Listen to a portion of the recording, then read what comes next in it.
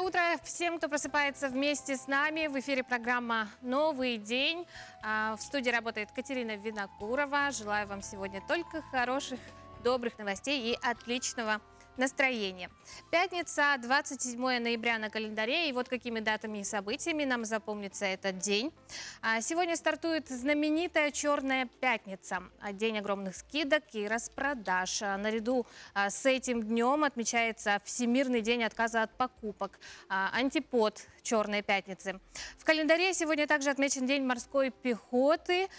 Профессиональный праздник сегодня у оценщиков нашей страны. Далее предлагаю ознакомиться со свежим прогнозом погоды. По данным Якутского управления по гидрометеорологии и мониторингу окружающей среды, сегодня в центральных Улусах в 6 часов утра температура воздуха составила минус 15, минус 19 градусов. Днем ожидается минус 13, минус 17. В Заречье минус 20, минус 36. Утром, днем минус 15, минус 34. В южных Улусах минус 18 утром, днем минус 16, минус 17. В Вилюйских Улусах минус 17, минус 23 утром, днем минус 14, минус 21 градус. В Нижнеленских Улусах минус 20, минус 22 утром, днем минус 21, минус 22 градуса. В западных Улусах минус 15, минус 16 утром, днем минус 13, минус 15. В Колымаге-Дигирских минус 3, минус 8 утром, днем минус 5, минус 17. В Янских Улусах минус 16, минус 25 утром, днем минус 17, минус 25. В северо-западных минус 15, минус 21 утром, днем ожидается минус 14, минус 21 градус. В 6 часов утра температура воздуха в городе Якутске составила минус 23 градуса. Атмосферное давление 758 миллиметров ртутного столба. Ветер северо-западный 2,7 метров в секунду. Днем в городе Якутске ожидается минус 16, минус 18 градусов.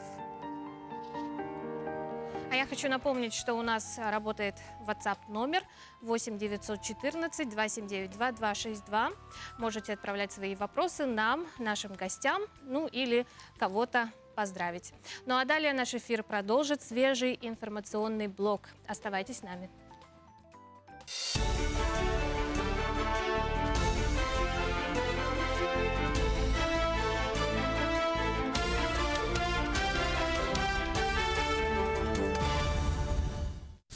Утренний эфир продолжает выпуск новостей. В студии Сергей Михедов. Здравствуйте.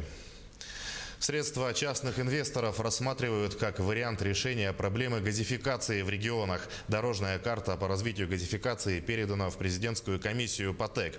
Основная проблема заключается в том, что на реализацию проекта не хватает 1 триллиона рублей. Это примерно половина необходимой суммы, считает Минэнерго. Основное, что должно быть, это отсутствие государственных средств. В рамках новых парадигм экологии, углеродных сборов, возможно привлечение частных инвесторов для решения проблемы газификации, в том числе и проблем по снижению экологических рисков и углеродных выбросов, отметили в Совете Федерации. Также в России запустят программу льготной ипотеки на частные дома для молодежи. Об этом сообщил гендиректор компании Дом.рф Виталий Мутко. Так, ставка по программе составит 6,5%. Из прибыли компании на ее запуск выделят 300 миллионов рублей. По словам Мутко, пилот запустят в декабре. Он продлится до 1 июля следующего года. Программа будет доступна заемщикам в возрасте до 35 лет, с детьми до 19 лет. Взять кредит можно будет на срок до 20 лет, выдавать их будет Банк.рф. При этом программа затронет лишь первичный рынок. В связи с этим кредит будет доступен на покупку домов от застройщиков. Удаленная занятость стала ближе. Госдума приняла во втором чтении законопроект о дистанционной работе. Теперь работодатели смогут переводить работников на такой формат только с их согласия, за исключением чрезвычайных ситуаций. При этом работа из дома не сможет быть основанием для снижения заработка. Кроме того, работодатели получат право увольнять сотрудников, не выходящих на связь без уважительных причин. Эксперты оценивают поправки позитивно, но сами по себе они вряд ли сделают этот обновленный формат работы более популярным. Пока удаленка вызывает много вопросов как у работников, так и у работодателей. Между тем, сирот уравняют в правах на получение пособия по безработице. Детям-сиротам, работавшим во время учебы по направлению службы занятости, и тем, которые принимались на работу самостоятельно, предложено предоставить одинаковые возможности в получении повышенного пособия по безработице. Законопроект предлагает уточнить, что пособие назначается лицам, ранее работавшим в свободное от учебы время, независимо от того, давалось ли направление от службы занятости. Соответствующий документ планирует рассмотреть Комитет Госдумы по труду, соцполитике и делам ветеранов. Вакцина от гриппа доставлена практически во все районы Якутии. Об этом сообщает пресс-служба регионального управления Роспотребнадзора. Накануне 3 авиарейсами вакцину доставили в Нерюнгринский, Оленёкский и Устьянский районы. Сегодня партию вакцины также доставят в Абыйский и Верхоянский улусы. Напомним, что в республику поступила партия вакцины от гриппа в количестве порядка 170 тысяч доз. В России на фоне падения доходов населения впервые за 5 лет выросли продажи хлеба. Согласно прогнозу аналитической компании «Бизнес-стат», продажи хлеба в России по итогам текущего года могут вырасти более чем на 60 тысяч тонн. В денежном выражении за январь-сентябрь продажи выросли почти на 3% до 550 миллиардов рублей. Причина роста называется снижение доходов россиян. Из-за этого люди стали больше приобретать товаров первой необходимости. По данным Росстата, реальные доходы россиян во втором квартале года снизились на 8,5%, в третьем почти на 5%. Мы следим за развитием событий. Берегите себя, не забывайте носить маску. Удачного дня!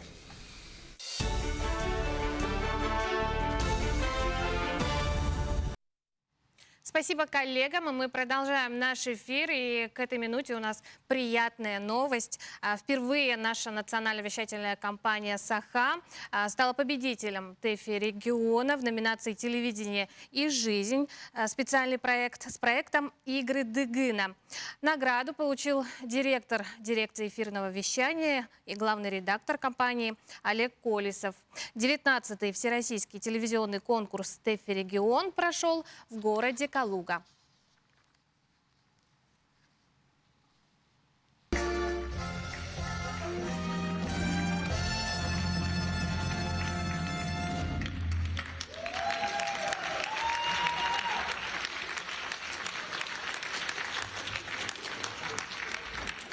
Всем спасибо!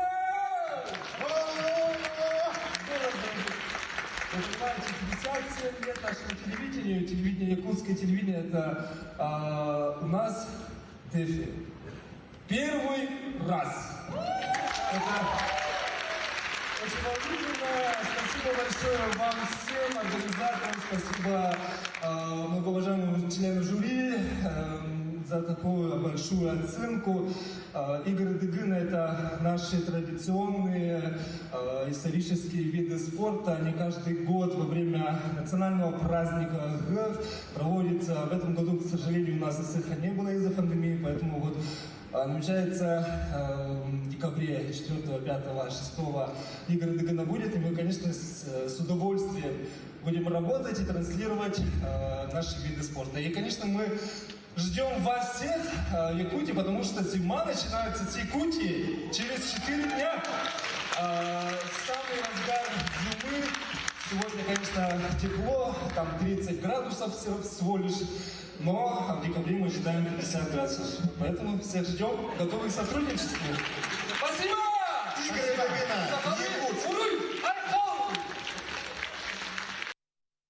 Действительно, очень волнительный исторический момент, а мы не можем не гордиться такой наградой. В это воскресенье, 29 ноября, пройдет акция «Географический диктант». Это международная акция, которая проводится ежегодно Русским географическим обществом. Более подробно о диктанте мы поговорим с членом организационного комитета Михаилом Чуросовым. Михаил Михайлович, доброе утро. Доброе утро. История проведения диктанта. Давайте коротко расскажем. Диктант инициатива, наверное, была одна из старейших в 2015 году. Поэтому в этом году мы 6-й раз проводим. республика сразу же стала участвовать. Было много форматов по-разному, но у нас было охват до 20 тысяч участников. Это самый наш пик большой. Сейчас с каждым годом все сложнее, больше интернет-технологий. Вроде бы хорошо, но республика наша как бы не совсем в этом плане полностью обеспечена, особенно отдаленные. Поэтому чуть поменьше нас становится. Но в целом было очень интересно, что Москва хотела, чтобы каждый буквально житель из отдаленной глубинки мог поучаствовать в большой федеральной международной акции. Московский госуниверситет – это обычно центральная площадка, там пишут самые известные люди нашей страны, поэтому довольно интересное мероприятие. Скажите, а пандемия как-то отразилась на проведении мероприятия? Ну вот в этом году такой увеличили больше дистанционный характер. Можно через площадки и школы, обычно у нас в республике, получить ссылку, получить номер и поучаствовать, никуда не выходя из дома. То есть получается бланк, но все равно там надо технологии примерно вот такая, некий традиционность, надо иметь бумагу, на ней написать, распечатать. Конечно, технически все немножко не так просто, как более есть различные формы пошли потом диктанта. Можно вообще там простейшие регистрации, сразу ответы приходят, сразу сертификаты. Ну, здесь немножко такая традиция. Но сохранилось, что всегда получает номер, сейчас, как всегда, QR-код получает. Всегда можно инкогнито, не сообщая никому, зайти на сайт, получить свои личные знания. Свои Михаил Михайлович, имеет ли диктант свою тематику? Какая тема в этом году? И можно ли как-то подготовиться к диктанту? Тематически, он и также тематический диктант, география, да, там довольно много разделов, а так, чтобы он внутри географии еще тематики, этого нету. То есть там все разделы, но чем отличается географический диктант, там есть именно это некие задания на логику, надо рассуждать, кое-где написать надо от руки или на компьютере набрать. То есть есть непростые вот так тесты, дайки, а надо что-то такое мысль выразить. Это вот уже традиция. Ну, есть, конечно, простые вопросы, 10 штук, и более сложные для логику 30 вопросов. И там идет раздельный вопрос. Кто-то может получить 100% по первой части, ну и какой-то маленький процент по второй. Ну, а может быть и наоборот. Мероприятие пройдет уже в это воскресенье. Во сколько оно состоится и как можно записаться? Нужно ли зарегистрироваться где-то? Да, ну вот есть понятие опорные площадки, которые получили регистрацию, это определенная процедура. Они раздают так называемые ссылки. По этим ссылкам они организовывают учет, примерно сколько у них будет, и отправляют бланки. То есть есть такая ссылочка, после которой можно поучаствовать. Но пишется все одновременно, с 12 до часа. Ну, как бы одномоментно по всей стране в одно время 1 час пишут, и потом уже сканируют, отправляют, делают. Ну, технически, видите, довольно много таких действий, но что делать? Ну, такие у них правила. Ну, а так вообще республика уже привыкла к определенной части процедур, но кое-где немножко каждый раз чуть-чуть новенькое. А так вообще у нас больше 200 площадок, в основном это школы, ну, школы такие есть, среднее профтехобразование некоторые взяли, и у нас, как всегда, нам помогают, и главную роль это 2 института развития образования и повышения квалификации, это для школ и дополнительное образование, а есть институт развития профессионального образования, это среднее профтехобразование, и вот они фактически приглашают всех жителей республики на эти площадки, есть определенная процедура, можно по рассылке по WhatsApp делать, это уже каждый сам делает. Михаил Михайлович, спасибо вам за подключение этим утром, приглашаем всех телезрителей активно принять участие и проверить свои географические знания в это воскресенье, но далее у нас реклама.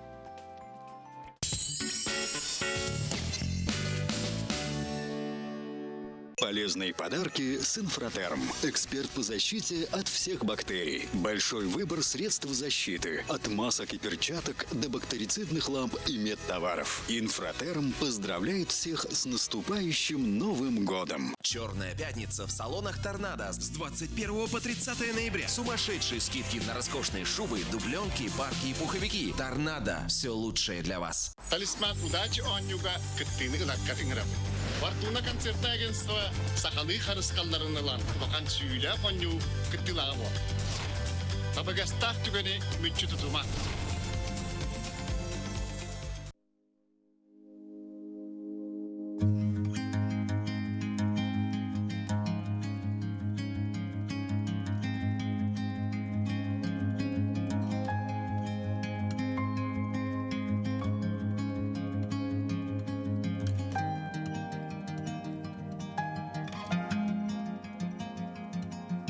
Пришло время платить налоги?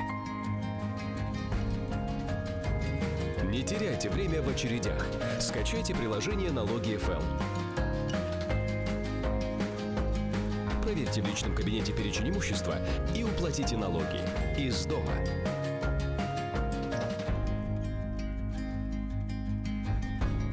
Срок уплаты имущественных налогов не позднее 1 декабря.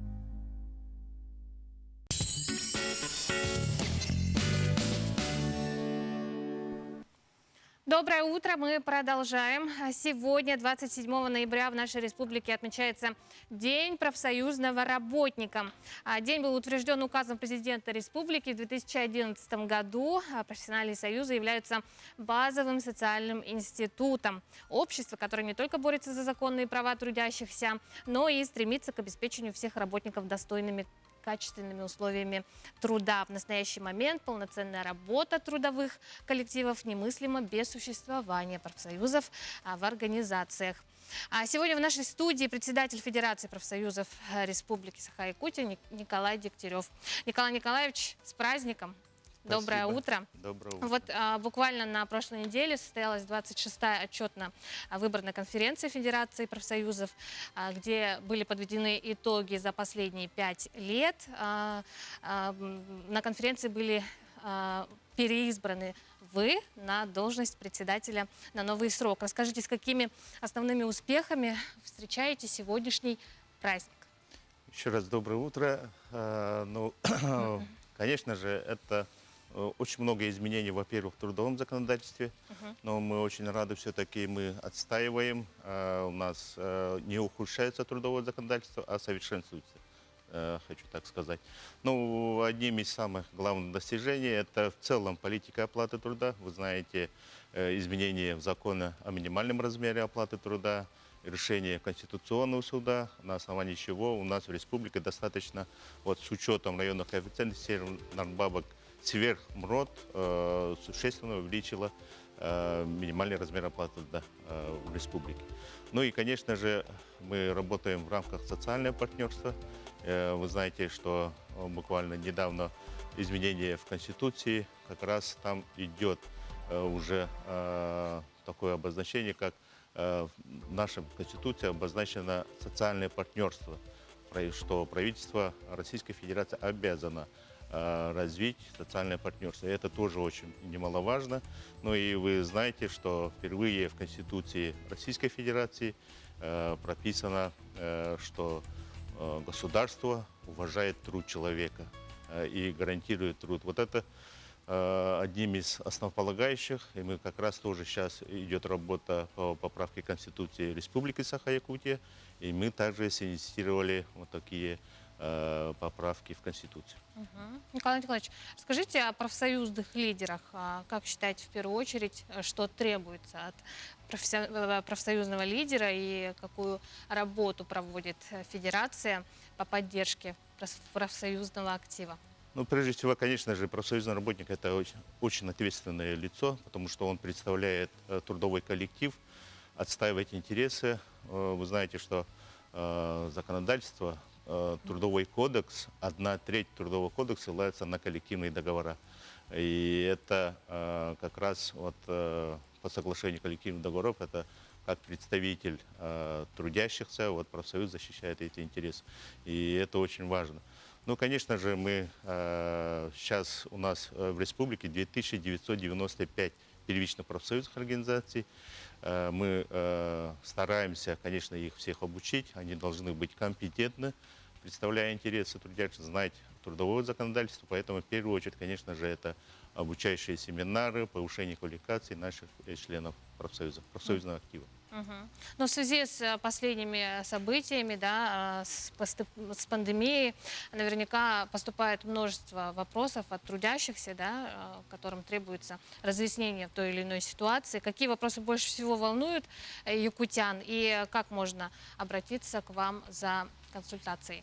Ну, конечно же, это прежде всего, вот когда начиналось это, у нас наше законодательство не было готово к этому. Вообще понятия удаленки у нас не было.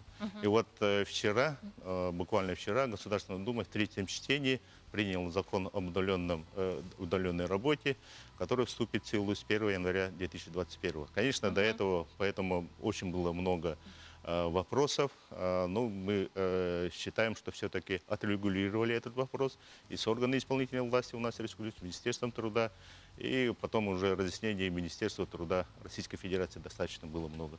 В любом случае, даже в принятом законодательстве идет ссылка тоже, опять же, на коллективные договора, поэтому мы уже начнем разъяснительную работу, мы будем предлагать, какие изменения надо вносить уже в коллективные договора по удаленной работе. Николай Николаевич, у вас есть возможность поздравить профсоюзных активистов в прямом эфире. Ну, уважаемые коллеги, профсоюзный актив, ветераны профсоюзного движения, от имени Федерации профсоюзов, от себя лично сердечно поздравляю с нашим профессиональным праздником. Ну, на самом-то деле у нас профсоюзы – это общественники, поэтому мне хочется пожелать им успехов в деле защиты прав и интересов членов профсоюза, ну и, конечно же, семейного благополучия. Николай Николаевич, спасибо за участие в нашей программе. Еще раз с праздником. Спасибо. Отличной вам работы. Напомню, у нас в студии был председатель Федерации профсоюзов Республики Николай Дегтярев. А мы продолжаем. В День матери в России мамам вручают особые подарки. В Эстонии вывешивают флаги. В США и в Австралии прикалывают к одежде белые и разноцветные гвоздики. Какие еще традиции связаны с этим днем, узнаем в следующем небольшом материале.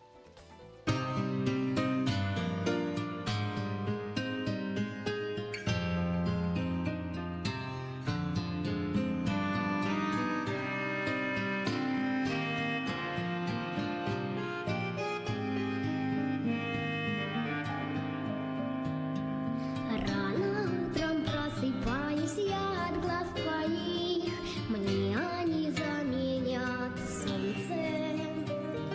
Мир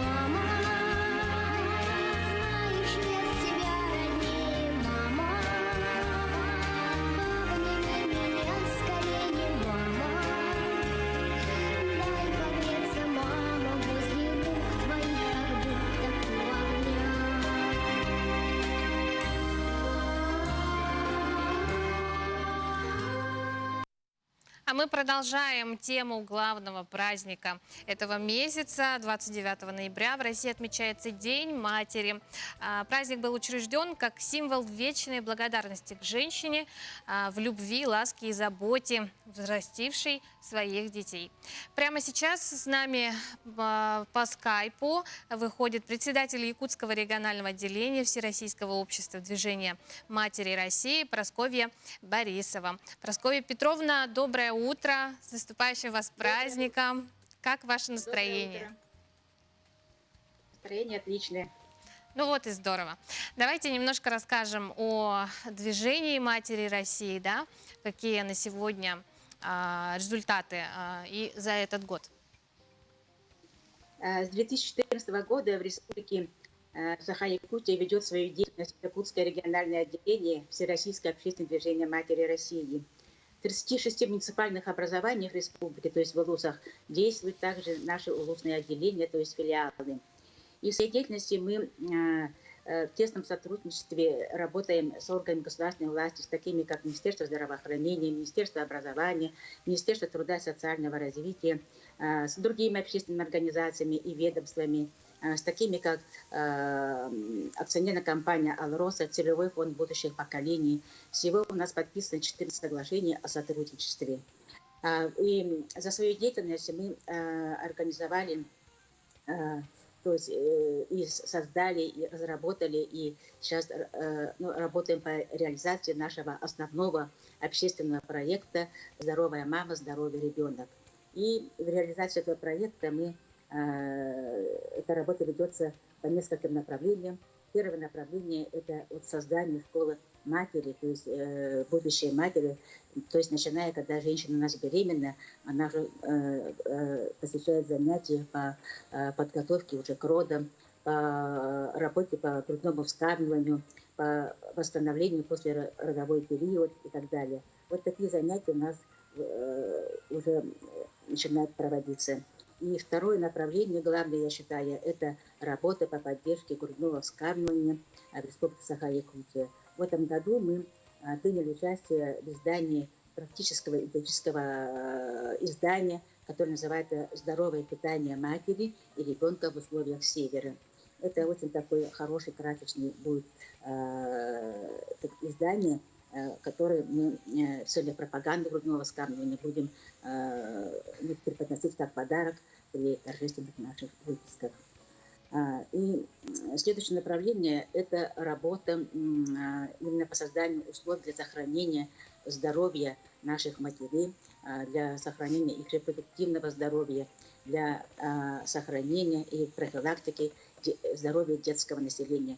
И в этой цели для реализации этой цели мы организовали за последние 3-4 года 13 выездов в северные наши улусы, узких специалистов, которые за эти 13 выездов мы осмотрели более 4000 человек, женщин и матерей. Это такие улусы, как Абыйский, Момский, Верхнеколымский, Среднеколымский, Нижнеколымский, Верхоянский, Устьянский, Аймяконский, Мирнинский, Сунтарский, там районы, Алекнинский и так далее. То есть это узкие специалисты, которые на местах, где недоступны эти узкие специалисты в наших северных отдаленных улусах, они провели осмотр женского и детского населения. И следующий этап – это организация приездов тоже таких узких специалистов из ведущих клиник города Москвы и Санкт-Петербурга для проведения консультаций тяжелобольным детям, находящимся в Республике Саха-Якутия. Таких визитов у нас уже было 4, и они показали свою такую эффективность и востребованность. Прасковья Петровна, но ежегодно в этот праздничный день ваше движение проводит и активно принимает участие в мероприятиях.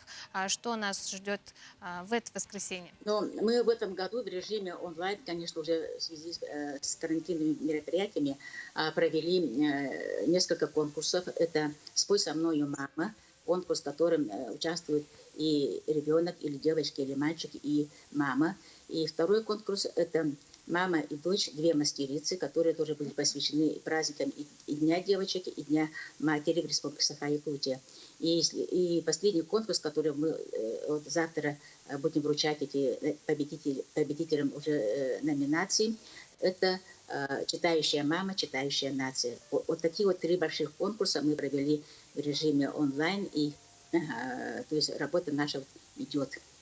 Прасковья Петровна, я думаю, вы хотели бы поздравить всех мам нашей республики. У вас есть возможность, это прекрасно. Да. Последнее ноябрьское воскресенье в нашей стране отмечаем День матери в Российской Федерации. День матери – это не только дань уважения и любви, это признание на государственном уровне вклада наших женщин-матерей в развитие нашего общества. Это признание созидающей роли матери в становлении личности, в ориентации наших детей. И ничто не сравнится с влиянием матери на становление личности, его моральных принципов, на духовные и культурные ценности. В этом созидающая роль матери. И сегодня, в этот светлый предпраздничный день, я поздравляю всех мам с наступающим праздником, Днем матери. И сегодня хочу сказать слова большой благодарности нашим многодетным матерям, матерям-героиням за их каждодневный труд, за их ласку и заботу, а главное за их терпение и понимание, и умение прощать. Сегодня, в эти дни, все мамы будут отмечать этот праздник в семейном кругу. И хочется, чтобы в каждой семье царили благоденствие, спокойствие, благополучие и радость. Хочется, чтобы дети и близкие были всегда в здравии и, конечно, успехов в каждой семье. Прасковья Петровна, спасибо вам огромное. С праздником наступающим и вас. Отлично выглядите. Спасибо. Здоровья Спасибо. вам, хорошего дня, Спасибо. отличного настроения. Но у нас Спасибо. реклама.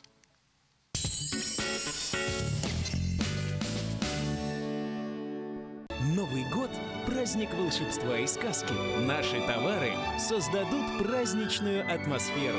Волшебство приходит вместе с Азбука. Далбар хотун. Сахачактарын маанылах, ымылах, өрө тудар күндү ада. Далбар хотун эдерген кылсоғоттон, эрге сүттер кемче кийиттен, оғотун түйігер көтөх бүтиеттен, сенин сыллы ребеттен, үйнен сайдан тахсар. Ах, суруттар далбар хотун суруналы.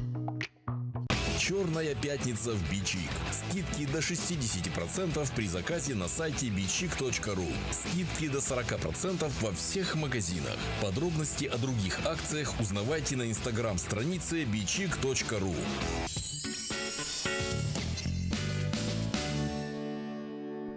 Доброе утро. Мы продолжаем наш эфир. Все, чем запомнится день вчерашний и что нам готовит сегодняшний, расскажут мои коллеги из информационной службы.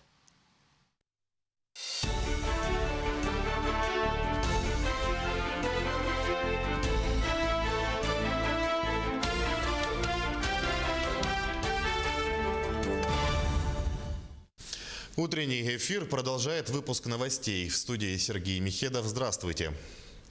Средства частных инвесторов рассматривают как вариант решения проблемы газификации в регионах. Дорожная карта по развитию газификации передана в президентскую комиссию по ТЭК. Основная проблема заключается в том, что на реализацию проекта не хватает 1 триллиона рублей. Это примерно половина необходимой суммы, считает Минэнерго. Основное, что должно быть, это отсутствие государственных средств. В рамках новых парадигм экологии, углеродных сборов, возможно привлечение частных инвесторов для решения проблемы газификации, в том числе и проблем по снижению экологических рисков и углеродных выбросов, отметили в Совете Федерации. Также в России запустят программу льготной ипотеки на частные дома для молодежи. Об этом сообщил гендиректор компании Дом.рф Виталий Мутко. Так, ставка по программе составит 6,5%. Из прибыли компании на ее запуск выделят 300 миллионов рублей. По словам Мутко, пилот запустят в декабре. Он продлится до 1 июля следующего года. Программа будет доступна заемщикам в возрасте до 35 лет, с детьми до 19 лет. Взять кредит можно будет на срок до 20 лет, выдавать их будет Банк.рф. При этом программа затронет лишь первичный рынок. В связи с этим кредит будет доступен на покупку домов от застройщиков. Удаленная занятость стала ближе. Госдума приняла во втором чтении законопроект о дистанционной работе. Теперь работодатели смогут переводить работников на такой формат только с их согласия, за исключением чрезвычайных ситуаций. При этом работа из дома не сможет быть основанием для снижения заработка. Кроме того, работодатели получат право увольнять сотрудников, не выходящих на связь без уважительных причин. Эксперты оценивают поправки позитивно, но сами по себе они вряд ли сделают этот обновленный формат работы более популярным. Пока удаленка вызывает много вопросов как у работников, так и у работодателей. Между тем, сирот уравняют в правах на получение пособия по безработице. Детям-сиротам, работавшим во время учебы по направлению службы занятости, и тем, которые принимались на работу самостоятельно, предложено предоставить одинаковые возможности в получении повышенного пособия по безработице. Законопроект предлагает уточнить, что пособие назначается лицам, ранее работавшим в свободное от учебы время, независимо от того, давалось ли направление от службы занятости. Соответствующий документ планирует рассмотреть Комитет Госдумы по труду, соцполитике и делам ветеранов. Вакцина от гриппа доставлена практически во все районы Якутии. Об этом сообщает пресс-служба регионального управления Роспотребнадзора. Накануне 3 авиарейсами вакцину доставили в Нерюнгринский, Оленёкский и Устьянский районы. Сегодня партию вакцины также доставят в Абыйский и Верхоянский улусы. Напомним, что в республику поступила партия вакцины от гриппа в количестве порядка 170 тысяч доз. В России на фоне падения доходов населения впервые за 5 лет выросли продажи хлеба. Согласно прогнозу аналитической компании «Бизнес-стат», продажи хлеба в России по итогам текущего года могут вырасти более чем на 60 тысяч тонн. В денежном выражении за январь-сентябрь продажи выросли почти на 3%, до 550 миллиардов рублей. Причина роста называется снижение доходов россиян. Из-за этого люди стали больше приобретать товаров первой необходимости. По данным Росстата, реальные доходы россиян во втором квартале года снизились на 8,5%, в третьем почти на 5%. Мы следим за развитием событий. Берегите себя, не забывайте носить маску. Удачного дня!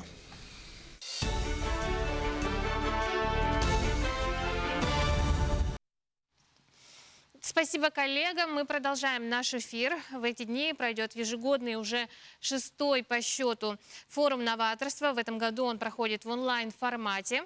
В рамках форума пройдет мероприятие, направленное на сохранение экологии. Сегодня в нашей студии консультант сервиса «Экоклик» Майя Иванова.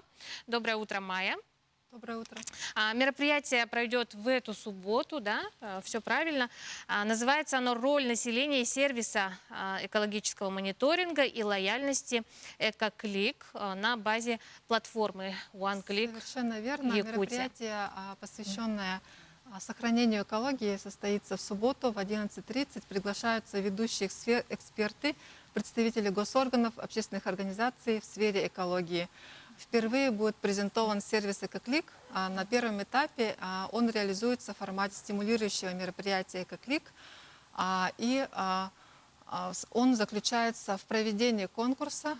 Каждый гражданин может подать заявку, фотографию или видеофиксацию природоохранного нарушения, и будет отобраны победители.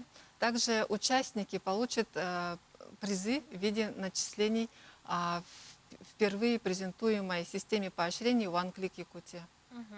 А можете более подробно рассказать о сервисе «Экоклик», что это такое, что он из себя представляет? Сервис «Экоклик» разрабатывается платформой по заказу государственных органов и по запросу общественников. Техзадание сформировано с учетом мнения населения и заключается в том, что каждый гражданин может подать заявку. Не секрет, что природа нашего региона очень хрупкая, и мы видим сами, часто происходят различные природоохранные нарушения, которые освещаются в социальных сетях, но по регламенту работы государственных органов ответы на обращения граждан поступают в достаточно длительный срок, это 30 рабочих дней. В этом случае, в случае с «Экоклик», ответы на обращения будут поступать в течение суток по регламенту работы OneClick Якутия. То есть любой То есть в этом деле очень важно оперативное реагирование. И каждое природоохранное нарушение, поступившее на сервис «Экоклик», будет обработано в течение одних суток, и гражданин получит ответ. От жителей, да? Это очень важно для экологического мониторинга. Ага. Ну вот вами был запущен конкурс, да? Экологический конкурс «Экоклик». Да, конкурс проводится при участии спонсоров, партнеров проекта. Это Алмаз-Аргенбанк, система лояльности «Свои» и ответственный ресторан «Зеленый город», которые предоставляют призы в виде начислений. Конкурс проводится с 21 ноября по 13 декабря. Каждый гражданин может подать заявку на участие в конкурсе, и победители будут выявлены посредством голосования на платформе по ссылке yakutia.click с 14 декабря по 21 декабря. А что нужно? Какие-то работы отправить? Нужно сфотографировать или зафиксировать на видео факты, которые могут быть, допустим, несанкционированные свалки, слив фекальных вод, отсыпка водоемов и другие случаи. Ну, это может быть и факт браконьерства. Загрузить это фото или видеоизображение, и все, этого достаточно. Ну, знаю, что какие-то будут хорошие призы, да? Как будут определяться победители? Победители будут определяться посредством голосования. Будут выявлены первое, второе, третье места, которые получат денежное вознаграждение в размере от 2500 до 7500. И при этом 50 и 100 участников мероприятия получат начисления в системе поощрения «ОНКЛИК Якутия», которые в дальнейшем можно будет накапливать в следующем году на следующем этапе реализации проекта и использовать для приобретения товаров или услуг от партнеров проекта. А как можно, куда нужно отправить свою работу на участие в конкурсе? По адресу, по ссылке yakutia.click. Все, этого достаточно? Да. Ага. Заявки принимаются до? До 21 декабря. Ага. Возраст не ограничен? Возраст участников от 14 лет. То есть принять участие могут школьники, студенты, активисты, ну, любой человек. Что ж, Майя, спасибо вам большое за участие в нашей программе. Отличного вам дня, хорошего настроения. Знаете ли вы, что 29 ноября 1783 года в русскую азбуку была введена буква «Ё», а первым словом, напечатанным с буквой «Ё», было слово «всё». И история этой буквы в нашем небольшом сюжете.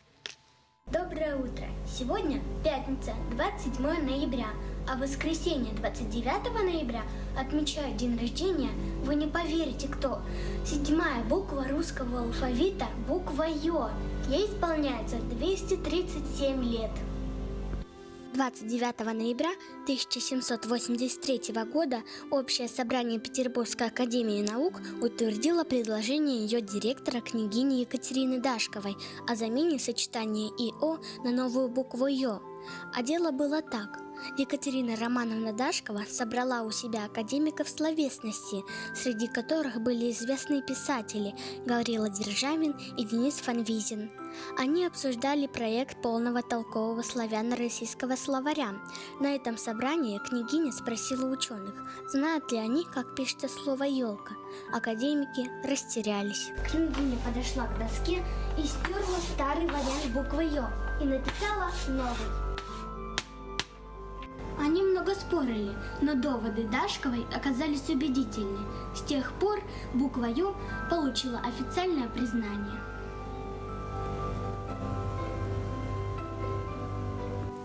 Однако пока это все было лишь формально.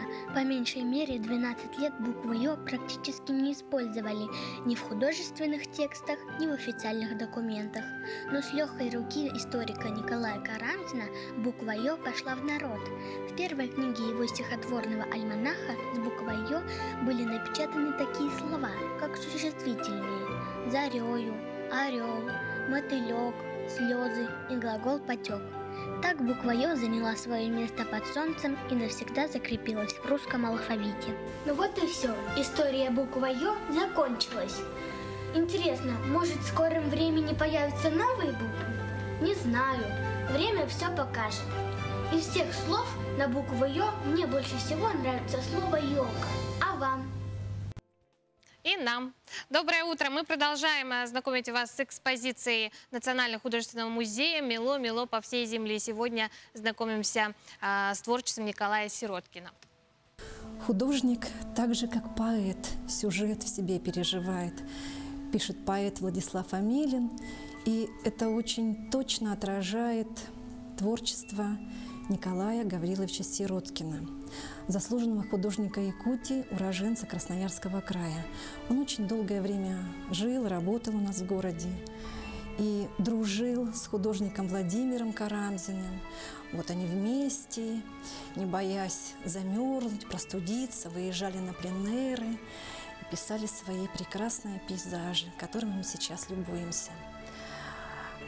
Картина «Хатырык», лирический пейзаж Николая Гавриловича Сироткина, написана очень широкими мазками, очень чистым цветом. И он был очень скромным, трудолюбивым человеком, влюбленным в живопись. Вот эта картина, она напоена воздухом, чистотой, начало зимы. Он был прекрасным колористом, у него был особый такой дар. И цвет в его картинах – это самое главное, это ключ к прочтению эмоционального настроения и авторского отношения к изображаемому. Когда забьется, тишину спугнув, в сетвях ветвей запутавшийся ветер, выходит снова ночь березы метить, кисть в черноту пространство окунув.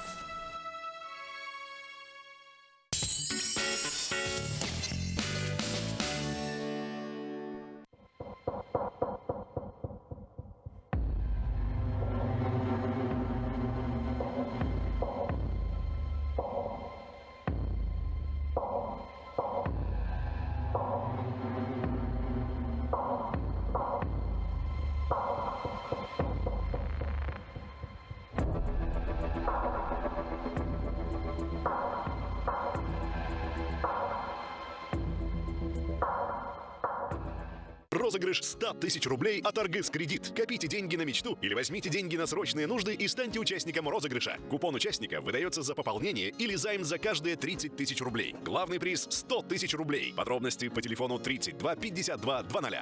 Да, көтөппүт. Бүгін бияқы ылжытты каналары білсе, арын солын кім дені? Гриша. Алексей. Тугынан жараттан аны Гриша? Я официант Kiwi Catering. Красиво накрываю на стол. Подаю вкусные блюда. Кысың так обседарден. Тоғымет бизнесмени ноғыз жоны көрерден. Па ден. Па.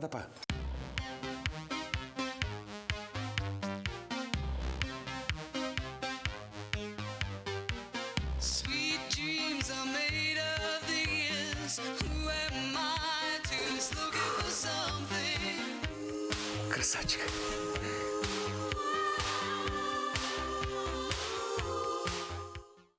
Подайте заявку на технологическое присоединение к электросетям онлайн без очередей через сервис «Личный кабинет Якутскэнерго».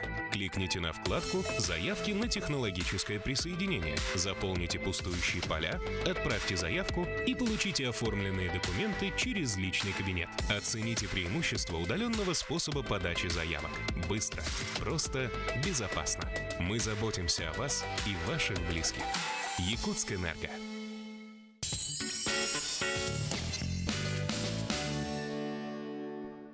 Добро пожаловать в новый день. 3 декабря состоится премьера документальной картины «Мой личный дракон». Сегодня в нашей студии гостит одна из героинь документального фильма Елена Васильева. Елена у нас является специалистом по выставочной деятельности Центра культуры и современного искусства имени Гагарина. Елена, доброе утро. Доброе утро. Отлично выглядите. Спасибо. Ну, мы уже, наши телезрители в курсе уже, да, о данном проекте, о фильме. Давайте немножко напомним, о чем будет фильм. Ну, этот фильм, на самом деле, даже немного больше, чем документальный. Он рассказывает о том, что в каждом человеке есть свой исследователь и свой дракон. Конечно же, главным сюжетом является то, что в Якутии, в Сунтарском улусе, в местности Тетте, уже долгие годы ведутся раскопки динозавров. И есть потрясающие находки. И наши ученые совместно с учеными из Санкт-Петербурга, конечно же, главным героем является в данном случае Петр Николаевич Колосов, доктор биологических наук, и Павел Петрович Скучес, доктор биологических наук из Санкт-Петербурга. И они совместно с ребятами из Сунтарского улуса разрабатывают интереснейшее месторождение динозавров. И Мила Кудряшова, режиссер и продюсер этого фильма, она пошла очень интересным путем. Как бы такой научный материал, переработав, вкрапив туда очень много из мифологии, этнографии якутского народа, проведя очень много параллелей, она создала такой сложный сюжет, который очень так, на личностном очень сильно завязан, на личностном отношении к природе, к культуре родного народа, к каким-то очень важным для каждого человека, может быть, связям с прошлым. Но какова была ваша роль в съемках? Скажите, поделитесь. На самом деле, съемки в этом фильме для меня очень интересный опыт. Очень интересный опыт и неожиданный. Потому что в проект я пришла как администратор от Министерства культуры РСЯ. И должна была координировать съемки. Но Мила предложила мне сначала вот эту вот небольшую роль экскурсовода в Национальном художественном музее. А так как я там много лет проработала, это было для меня приятно. А затем уже как-то сюжет начал меняться, трансформироваться. Это было так интересно. И таким образом я стала таким персонажем, который является скорее проводником. Проводником в мир прошлого, проводником собственно, в традиционную культуру якутского народа, связывала научное знание с каким-то более культурологическим. Вот. Очень было интересно общаться с нашими потрясающими учеными, которые очень много открыли в области ритуаловедения, изучения улонхо. То есть, потому что, в принципе, о драконах не так много было известно, о том, что это один из интересных персонажей нашего эпоса. И тут мы обращались, конечно, очень много к нашим ученым. Так. Но во время съемок что вы для себя сами лично открыли, что-то новое? Что больше всего запомнилось? Скорее, это было постоянное такое эмоциональное переживание, новый такой экспириенс. Съемки, общение с учеными, сама информация о том, что у нас есть драконы, динозавры, то есть, извините, динозавры в Якутии, что они были, что здесь ведутся раскопки, она была не новой для меня, конечно, но вот именно весь объем этой информации, вся глубина, на самом деле, исследований и серьезность этих исследований, она меня поразила в первые же дни работы. Потом вот сама причастность именно к такому проекту, который раскрывает очень многие интересные факты из традиционной якутской культуры, связывает ее с настоящим. Это было очень интересно для меня. А вам удалось как-то, вот съемки были непосредственно только вот в музеях, в помещениях, не удалось куда-то выехать на сами раскопки там? Не знаю? Нет, это было бы потрясающе, потому что первый же вопрос, который я задала режиссеру Миле Кудряшовой, это могу ли я участвовать в раскопках? Конечно же нет, потому что да, очень хотелось. Но раскопки велись очень в сложных условиях, на самом деле. Наши палеонтологи, они абсолютно героические люди. Павел Петрович и его команда студентов и аспирантов, они очень долго добирались до места раскопок. Лен, спасибо вам за участие в нашей программе. Удачи вам, успехов обязательно в работе. С нетерпением ждем 3 декабря. Приглашаем всех телезрителей в Синема-центр на премьеру фильма «Мой личный дракон». Увидим там Лену обязательно. Ну а мы на этом с вами заканчиваем. Передаю слово своим коллегам из якутского блока. Отличных вам выходных!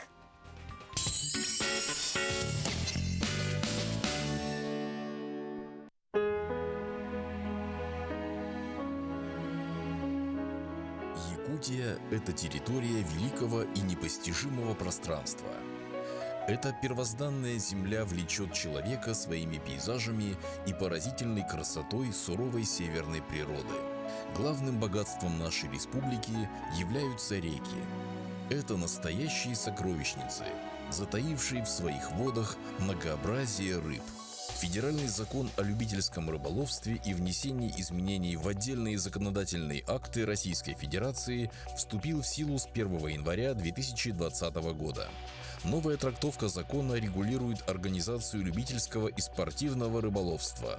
Суть закона состоит в том, что рыболовство осуществляется на водных объектах общего пользования гражданами Российской Федерации свободно и бесплатно. На территории Республики Саха-Якутия суточная норма вылова регламентируется правилами рыболовства для Восточно-Сибирского рыбохозяйственного бассейна. На территории республики для каждой группы районов установлена своя суточная норма. Также с 1 января 2020 года в силу вступили правила учета рыболовных сетей и их обязательной поштучной маркировки, которые осуществляют территориальные органы Федерального агентства по рыболовству.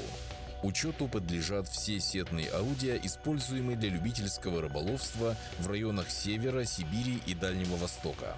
Запрещается добыча водных биоресурсов с применением сетных орудий добычи в водных объектах рыбохозяйственного значения, за исключением добычи на рыболовных участках, предоставляемых для организации любительского лова, на участках водных объектов, указанных в приложении номер 3 правил рыболовства для Восточно-Сибирского рыбохозяйственного бассейна и на изолированных Карасевых озерах, не имеющих гидрологической связи с рекой и не предоставленных под рыболовные участки. Вне рыболовных участков запрещается применение сетных орудий. Разрешены только крючковые снасти, спиннинги летние и зимние удочки, закидушки и так далее с общим количеством крючков не более 10 штук у гражданина. С полным списком разрешенных орудий можно ознакомиться в правилах. Реки влияют на все сферы человеческой жизни. Вокруг них история и культура народов республики. В наших силах сберечь реки и их обитателей.